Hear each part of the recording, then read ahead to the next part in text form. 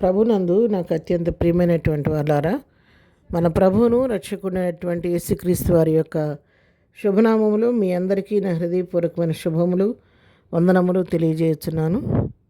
ఉదయకాల సమయంలో దేవుని వాక్యాన్ని మనం ధ్యానం చేసుకున్నాము.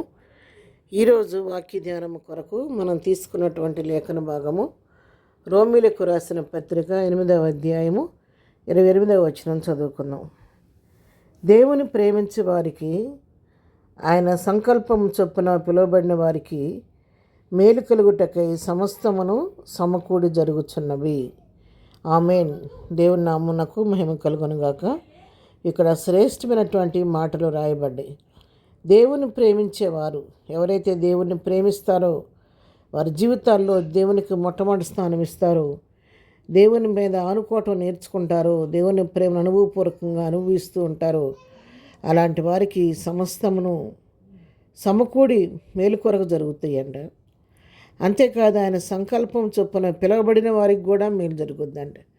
ఈ లోకంలో కొందరిని ప్రత్యేకంగా దేవుడు పిలుచుకుంటాడు, తన పని కొరకు తన బిడ్డలుగా ఏర్పాటు చేసుకుంటాడు. ఆ విధంగా పిలువబడిన వారికి కూడా ఆయన తప్పకుండా మేలు చేసే దేవుడై ఉన్నాడు. ఆ విధంగా తన నమ్మిన బిడ్డలకు, తనను ప్రేమించే వారికి, తనను ఏర్పాటు చేసుకుని పిలిచిన వారికి ప్రతిదీ కూడా సమకూడి జరిగించి మేలుకరంగా వాటిని మారుస్తాడంట. చూడటానికి కొన్ని పరిస్థితులు మన కీడుకరంగా అనిపించినప్పటికి కూడా వాటిని కీడు నుండి తప్పించి అవి మనకు మేలుకరంగా మారుస్తూ ఉంటాడు. మన మనుషులం కాబట్టి, రక్తమాంసాలు ఉన్నాం కాబట్టి కొన్ని పరిస్థితులు మన జీవితంలో ఎదురైనప్పుడు ఈ పరిస్థితి వలన ఎలాంటి పరిస్థితి సంభవిస్తుందో, నేను ఎలాంటి స్థితిలోకి వెళ్ళిపోతానో, ఎలాంటి స్థితిగతులను ఎదుర్కోవాల్సి వస్తుందో అని చెప్పి కొంత కలవరం మన హృదయాల్లో కలుగుతూ ఉంటుంది. ఈ పరిస్థితి ఇలా అనుకుంటే ఇలా అయిందేంటి, దీనివల్ల నాకు హృదయంలో నెమ్మది లేదు, సమాధానం లేదు, దీనివల్ల ఎంత బాధని అనుభవించాల్సి వస్తుందని మనం భయపడుతూ ఉంటాం కొన్నిసార్లు. కానీ ఆ పరిస్థితిని దేవుడే మన జీవితంలో అనుభవించాడన్న సంగతి మనకు తెలియదు. తదుపరి కొంతకాలం తర్వాత ఏ పరిస్థితి గురించి అయితే మనం విచారపడ్డామో అదే పరిస్థితి తిరిగి అది మన మేలుకరంగా మారుద్ది. అది మేలుకరంగా మారినప్పుడు ఆ రోజు నాకు జరగకపోవటమే మేలైంది అని చెప్పి అనుకుంటూ ఉంటాం. కొన్నిసార్లు ముఖ్య యవనస్తుల విషయంలో ఉద్యోగాల కోసం ఇంటర్వ్యూస్కి వెళ్తూ ఉంటే కొన్నిసార్లు చాలా కష్టపడి ఎగ్జామ్స్ రాస్తారు, ఇంటర్వ్యూకి వెళ్తారు. తప్పకుండా నాకు ఈ జాబ్ వస్తుంది, ఇంటర్వ్యూలో నేను సక్సెస్ అవుతాను అనుకొని ఎంతో హోప్తో వెళ్తారు. తీరా వెళ్తే కొన్నిసార్లు అది లాస్ట్ మినిట్లో 1 మార్క్ 2 మార్క్స్ తేడాతో అది మనకి మిస్ అయిపోద్ది. అనుకున్న జాబ్ రాదు. చాలా డిసప్పాయింట్ అయిపోయి వేదన పడుతుంటారు. ఈ జాబ్ వస్తుంది అనుకున్నాను, ఇట్లా అయిపోయింది అనుకున్నాను. కానీ దేవుణ్ణి కూడా కొన్నిసార్లు నిందిస్తూ ఉంటాం. ఇంత కష్టపడి ఇంత ప్రయాసపడ్డాను, చేతులారా దగ్గరికి వచ్చిందే, ఉద్యోగం పోయిందే అని బాధపడుతూ ఉంటాం. ఈలోపు అనుకోకుండా మరొక దగ్గర నుంచి మనకు ఒక ఇంటర్వ్యూ లెటర్ వస్తుంది. వచ్చినప్పుడు అటెండ్ అయినప్పుడు దానికి సెలెక్ట్ అయిపోతాము.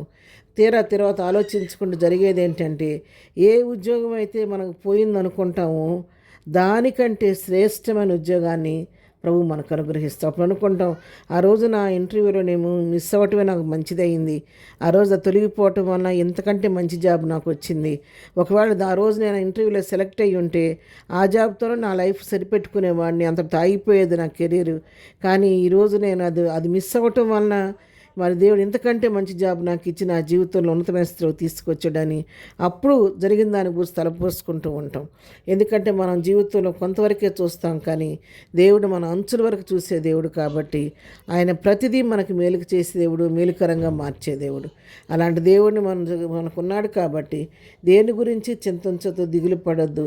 ప్రభువా, నా జీవితంలో ఈ పరిస్థితిని అనుమతించేవేమో, దీని ద్వారా నాకు ఏం మేలు చేయబోతున్నావు అది చేయమని అడిగితే నీ పరిస్థితులన్నిటి ఆయన మేలుకరంగా మార్చి సమస్తం సమకూడి జరగడానికి సహాయం చేస్తాడు. ప్రార్థన. ప్రేమగన్న తండ్రి, పరిశుద్ధురానికి వందనాలు. ఉదయకాలం వాక్యాన్ని బిడ్డలందరినీ దీవించండి, ఆశీర్వదించండి. వారి అవసరాలకు రీకుల ఇబ్బంది మీ నామలో తీర్చండి. ఎవరికి ఏ సమస్య ఉన్నా తీర్చండి. ప్రతి వారికి నాయన నీ సంకల్పం చొప్పున సమకూడి జరిగి వారి జీవితాలు ఆశీర్వాదం మేలు కలగడానికి కృప చూపించి మీ నా మహిమ తెచ్చుకోనండి. దినం వెళుచున్న మార్గాల్లో తోడుగుండండి. చేస్తున్న పనిపాట్లో నీ సహాయం దయచేయండి. దినం బర్త్డే మ్యారేజ్ జరుపుకున్న బిడ్డలను దీవించి ఆశీర్వదించండి. వారి అవసరం ఒక్కలా తీర్చండి. ఎవరికైనా సమస్య నుండి తీర్చండి. బలహీనలు ముట్టి బాగు చేయమని, ఎదురు దీవులతో నింపి నడిపించమని యేసునామములో ప్రార్థించడి పొందుకొని ఉన్నాము తండ్రి. ఆమెన్. ప్రభు కృప సదాకాలం మనందరికీ తోడై ఉండి నడిపించును గాక. ఆమెన్.